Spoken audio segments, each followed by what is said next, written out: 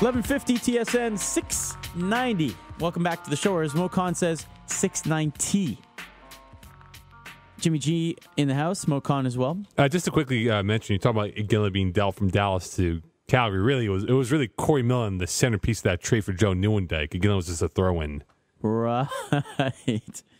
Well, you remember that 95 draft? They took Terry. I believe Terry Ryan was drafted before Iginla was in that draft.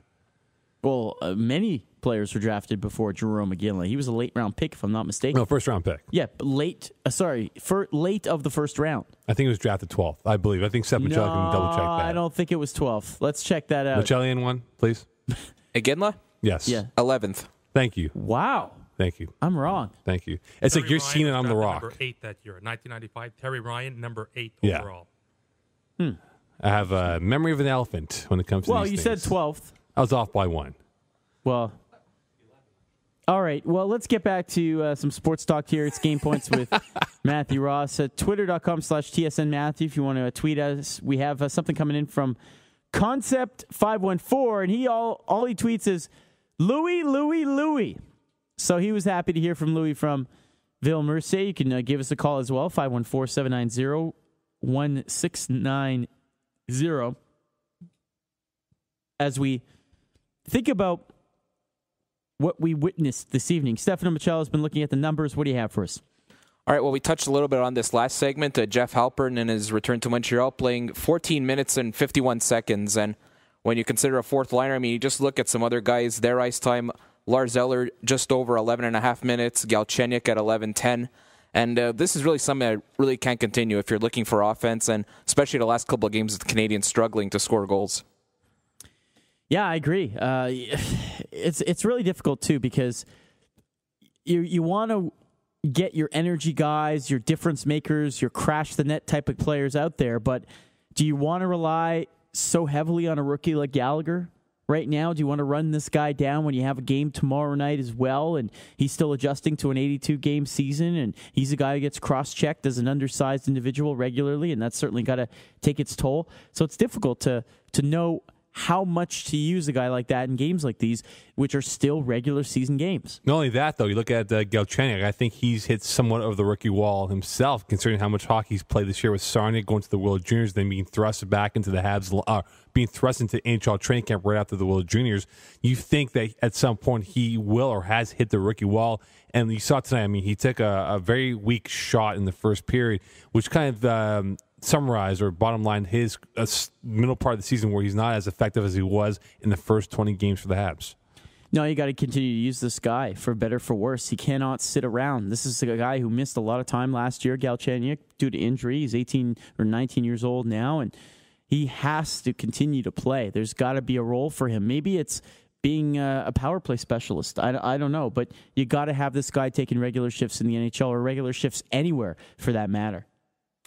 All right, elsewhere on defense now, 3 defensemen actually tonight, around the same amount of ice time. We have Josh Georges at 24 minutes and 40 seconds, Markov at 24:48, and PK Subban at 24:50. Could this be that nobody really took 26, 27 minutes because of the game tomorrow night? Or maybe should Subban have played more when they were down by 1 in the third? I think you got it right. I think they're trying to spread the load around because of the game tomorrow night, but I also think it's a product of that sixth defenseman. How many minutes did Jared Tenorti get this evening for the Canadiens? Just over 7.5. Well, there you go. Obviously, Montreal right now not confident in putting out Tenorti in these types of situations. He did have a costly turnover this evening, or at least he was on the ice, for that Crosby goal. So if that's the case, is Montreal right now shopping for a sixth defenseman? Is Diaz coming back anytime soon? Is Weber the answer? These are the things that the coaching staff and Marc Bergevin have to work out. But clearly right now, Montreal is a team with 5 decent defensemen, decent to good defenseman, depending on who you're talking about, and a rookie at number 6. And if you're not trusting him in a game like this, are you going to trust him tomorrow night in a game against a divisional rival? I don't know. I don't think so.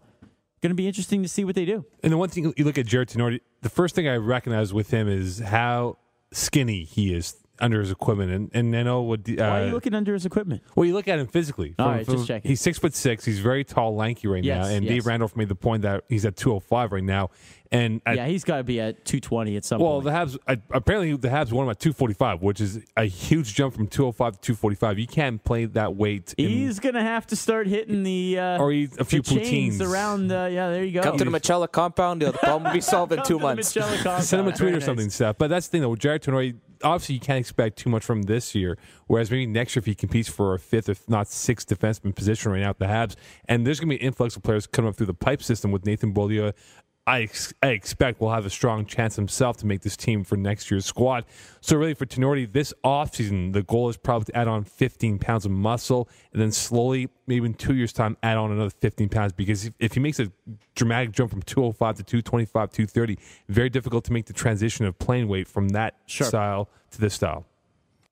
All right, moving ahead to tomorrow night. This was touched low on the postgame show, but we haven't seen either goaltender, Price or Budaj, play in back-to-back games. So is this just a given that Budaj starts tomorrow, given the trend that we've seen in the Canadiens, or maybe do you want to start Price in a huge divisional game? No, I think everyone's going to assume that Budaj gets to start based on what he did against Boston earlier in the year. But this is a statement game for Michel Therrien to his players, and if he doesn't go with Carey Price here, it's a huge, huge mistake psychologically to Carey Price. He is supposed to be the guy. He's the anointed one. He's the guy who's supposed to carry the mail, carry the load, be the guy in the postseason that's going to put his team on his back. And if you don't give him the opportunity in Boston on a back-to-back night to redeem himself, or at least try and get on the winning side of the ledger after a tough loss against Pittsburgh, I think it's a big, big, big mistake for him psychologically. You got to give this start to Carey Price on Wednesday night. The Canadiens need their best possible athletes, best possible talents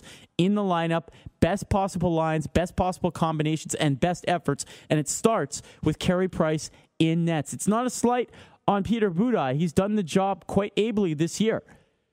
But if you're talking about a big game and you're talking about getting closer to the postseason now, Carey Price has to get used to playing in big games, has to be the guy that's front and center. And I think it starts with Boston tomorrow night.